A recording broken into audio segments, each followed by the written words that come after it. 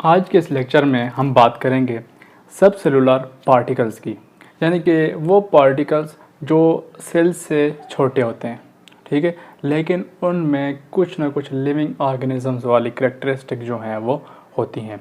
इसकी हम बात क्यों कर रहे हैं, ठीक है, यानी कि हम इनको इधर क्यों पढ़ रहे हैं। तो हमने पिछले लेक्चर में सेल थ्योरी में पढ़ा था कि सारे के सारे एनिमल्स जो हैं या लिविंग ऑर्गेनिज्म जो हैं वो सेल्स के बने होते हैं, ठीक है। ये हमारी पहली जो है वो स्टेटमेंट थी कि सारे के सारे जो एनिमल और प्लांट्स हैं वो किसके बने होते हैं, सेल्स के बने होते हैं, ठीक है। अब या तो वो यूनिसेलुलर होंगे या क्या होंगे, मल्टी सेलुलर होंगे, लेकिन हमारे पास कुछ न कुछ एक्सेप्शन जो हैं वो इनके लिहाज से आ जाती हैं, ठीक है। यानी कि वायरसेस हो गए, प्रियॉन्स हो गए और वायराइड्स हो गए, यानी कि ये जो है इनके अंदर कुछ ना कुछ करैक्टर जो हैं वो लिविंग ऑर्गेनिज्म वाली होती हैं, सारी की सारी नहीं होती, ठीक है।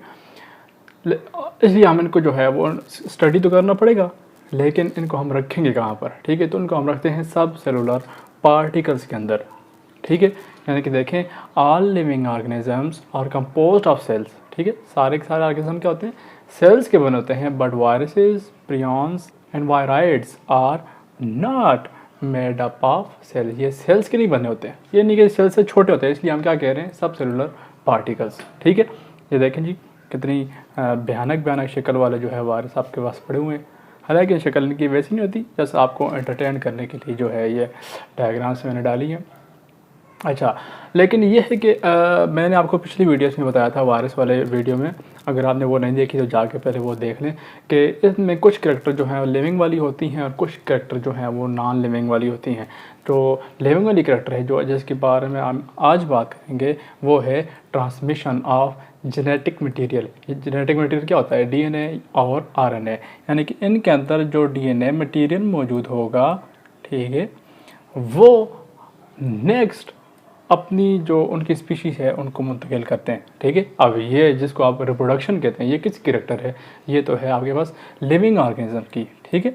तो इनको यानी कि वायरसेस, प्रियॉन्स और वायराइड्स को हम क्या कहते हैं, सब सेलुलर पार्टिकल्स, और वो किसके बने होते हैं, डीएनए या आरएनए के और प्रोटीन्स के, ठीक है। आगे है जी हमारा अगला टॉपिक, वो है सेलुलर स्ट्रक्चर एंड फंक्शन। के सेल जो है आपके पास, जो आपके पास सबसे पहली बेसिक चीज़ आती है स्ट्रक्चर के हिसाब से और फंक्शन दोनों के हिसाब से, आपकी लाइफ के अंदर जो है लिविंग ऑर्गेनिज्म में सबसे जो बेसिक चीज़ आती है वो है सेल। तो सेल किस चीज़ का बना होता है, उसके अंदर कौन कौन से स्ट्रक्चर मौजूद होते हैं, हम अगली वीडियोस में जो है उनको स्टडीज़ करेंगे। तो सबसे पहली बात ये आती है कि ऑर्गेनेली जो है वो क्या होती है, ठीक है, ऑर्गेनेली क्या होती है। तो यहाँ पे इसकी डिफिनेशन लिखी हुई है, a generalise cell consist of specialise structure which perform specific functions are called organelles. यानी कि सेल्स के अंदर जो है, अगर मैं यहाँ पे एक सेल्स बनाऊँ, ठीक है, तो सेल के अंदर जो है ये न्यूक्लियस हो गया, ठीक है, ये एंडोप्लाज्मिक रेटिकुलम, इस तरह से गोल्जी बॉडीज हो गए, ठीक है, ये माइटोकॉन्ड्रिया वगैरह और ये बाकी ऑर्गेनाइज हो गई। तो ये जो स्ट्रक्चर है आपके पास, ये कुछ ना कुछ स्पेसिफिक काम करते हैं हर एक सेल के अंदर, ठीक है। तो हम इनको क्या कहते हैं, ऑर्गेनेलीज कहते हैं। याद रहे कि सेल के अंदर जितना भी मटेरियल मौजूद है, हम उन सब को जो है वो ऑर्गेनेली नहीं कह सकते, कुछ जो है वो ऑर्गेनेलीज नहीं भी होती। तो एक सेल के अंदर कॉमन चीज़ें जो होती हैं, ठीक है, यानी कि हर सेल के अंदर जो है यानी कुछ चीज़ें होंगी और कुछ चीज़ें नहीं होंगी। यानी कि आपने पढ़ा था कि कुछ जो है प्रोकैरियोट्स होते हैं और कुछ जो है वो यूकैरियोट्स होते हैं। तो दोनों में बेसिकली फ़र्क क्या है कि यूकैरियोट्स के अंदर जो है मेम्ब्रेन बाउंडेड ऑर्गेनेलीज जो हैं वो होती हैं, और प्रोकैरियोट्स के अंदर जो है मेम्ब्रेन बाउंडेड ऑर्गेनेलीज नहीं होती, ठीक है। तो हमारे पास सबसे पहले है जी cell wall, cell membrane, cytoplasm, endoplasmic reticulum, Golgi bodies, mitochondria, ribosomes, plastid, centrioles, cytoskeleton, vacuole, lysosome and nucleus. ये वो स्ट्रक्चर हैं जो हम आइंदा वीडियोस में जो है वो स्टडी करेंगे, ठीक है। अगर हम इसकी डायग्राम देखें तो आपके पास ये देखें, ये एक प्लांट सेल है, ठीक है, और उसके अंदर इन्होंने ये देखें ये न्यूक्लियस बनाया हुआ है, ठीक है। अच्छा, इसके बाद क्या है, यहाँ पे आपको ये जो डॉट डॉट से नज़र आ रहे हैं, ठीक है, ये राइबोसोम्स आ गए, ठीक है। फिर यहाँ पे जो है ये आपके पास एंडोप्लाज्मिक रेटिकुलम आ गया, ये आपके पास गोल्जी बॉडीज आ गई, ठीक है। इसी तरह आपके पास ये माइटोकॉन्ड्रिया आ गया, आपके पास क्लोरोप्लास्ट आ गया, ठीक है। ये सारी की सारी जो ऑर्गेनेल्स हैं वो एक सेल के अंदर जो है वो मौजूद होंगी। आज की इस वीडियो में हम बात करेंगे सेल वॉल के ऊपर कि सेल वॉल क्या होती है, ठीक है। तो सबसे पहले हम सेल वॉल को स्टडी क्यों कर रहे हैं, ठीक है, बाकी किसी और ऑर्गेनेल को स्टडी क्यों नहीं कर रहे हैं, तो उसकी एक खास वजह जो मैं आपको यहाँ से बताऊँगा। ये देखिए, अगर फ़र्ज़ करें आपके पास ये एक सेल है, ठीक है, और ये एक एनिमल सेल नहीं है, ठीक है, ये एक एनिमल सेल नहीं है। अच्छा, तो ये एक एनिमल सेल नहीं है आपके पास, फ़र्ज़ करें ये प्लांट सेल है। तो अगर आप इसके अंदरूनी स्ट्रक्चर को स्टडी करेंगे तो सबसे पहले जो है आपके पास आउटर मोस्ट लेयर आएगी, वो होगी सेल वॉल, ठीक है। जब आप किसी भी सेल स्ट्रक्चर को, ख़ास बात यह है कि वो एनिमल ना हो, ठीक है, और जिनके अंदर सेल वॉल मौजूद हो, तो अगर आप उसको बाहर से अंदर की तरफ स्टडी करेंगे तो सबसे पहले आपके पास सेल वॉल आएगी, ठीक है। अब सवाल यह है कि किन किन सेल के अंदर मौजूद होती है, तो ये तमाम के तमाम बैक्टीरिया के अंदर मौजूद होती है। एक दो जो है एक्सेप्शन है बैक्टीरिया, उनमें मौजूद नहीं होती, ठीक है। सारे के सारे प्लांट्स के अंदर मौजूद होगी सेल वॉल, फंजाई के अंदर मौजूद होगी, और कुछ प्रोटिस्ट के अंदर जो है वो सेल वॉल मौजूद होगी। जितने भी एनिमल सेल्स हैं उनके अंदर सेल वॉल मौजूद नहीं होगी। यानी कि अगर कोई आपसे पूछे कि एनिमल और बाकी एनिमल सेल की सबसे ख़ास बात क्या है, तो आप ये कह सकते हैं कि एनिमल सेल के अंदर सेल वॉल जो है वो नहीं होती। प्लांट सेल के अंदर सेल वॉल मौजूद होती है, जबकि एनिमल सेल के अंदर सेल वॉल मौजूद नहीं होती। अच्छा, अब अगली बात यह है कि लोकेशन, ये मौजूद कहाँ है, ठीक है।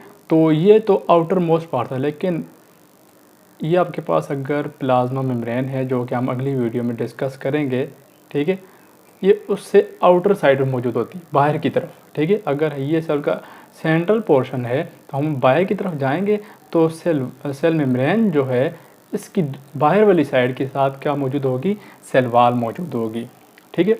Located outside the plasma membrane.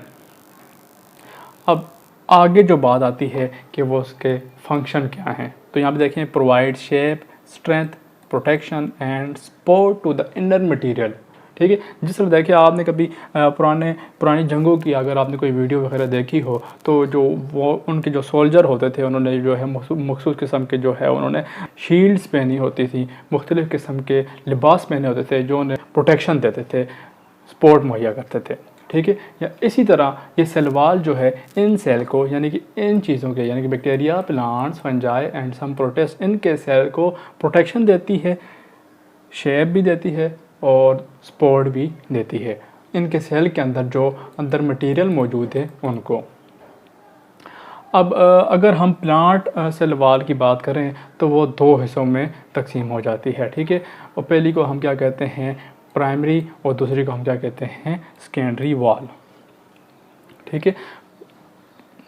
जो प्लांट की सेल वॉल होती है उसको मज़ीद दो हिस्सों में तकसीम किया जाता है। वो एक को कहते हैं जो कि आउटर वन होती है, जो बाहर वाली होती है, उसको क्या कहते हैं, प्राइमरी सेल वॉल, और जो अंदर वाली होती है उसको हम क्या कहते हैं, सेकेंडरी सेल वॉल, ठीक है। और जो मिडल पोर्शन होता है उसको हम कहते हैं मिडल लमेला, ये एम है, ठीक है, मिडल लमेला। अच्छा, अब प्लांट्स के अंदर जो सेल वॉल होती है वो किस चीज़ की बनी होती है, सेलुलोज की, ठीक है। प्रोकैरियोट्स जो हैं उनके अंदर जो सेल वॉल मौजूद होती है वो म्यूरिन की बनी होती है, और इसी तरह जो फंजाई है उसके अंदर जो सेल वॉल होगी वो किसकी बनी होगी, काइटिन की बनी होगी। अगर हम इसका एक स्ट्रक्चर देखें, ठीक है, तो ये आपको यहाँ पे जो है प्लांट सेल जो हैं वो दिखाए गए हैं, ठीक है। तो यहाँ पे देखें, जो आउटर मोस्ट आपको नज़र आ रही है, ये जो ग्रीन कलर की है, ठीक है, ये क्या है, प्राइमरी वॉल है। और जो आपको ये जो डार्क कलर का नज़र आ रहा है, ये क्या है, सेकेंडरी वॉल आ गई। और जो इसके अंदर जो आपको ये येलो कलर की नज़र आ रही है वो कौन सी है, प्लाज्मा मेम्ब्रेन। जैसा हमने पढ़ा कि जो आपके पास सेल वॉल होती है वो प्लाज्मा मेम्ब्रेन की आउटसाइड में मौजूद होती है। अब ये देखें, ये जो है, अगर ये वाला पोर्शन आपके पास सेल मेम्ब्रेन है तो उसकी आउटर साइड पे क्या मौजूद है, सेल वॉल मौजूद है। अगर आप एक जनरल व्यू देखें प्लांट सेल का, ठीक है, तो ये देखें आपको जो है लेयर्स नज़र आ रही हैं। सेल वॉल के स्ट्रक्चर जो है, सेल वॉल का जो स्ट्रक्चर है, आप इसे यहाँ से भी समझ सकते हैं।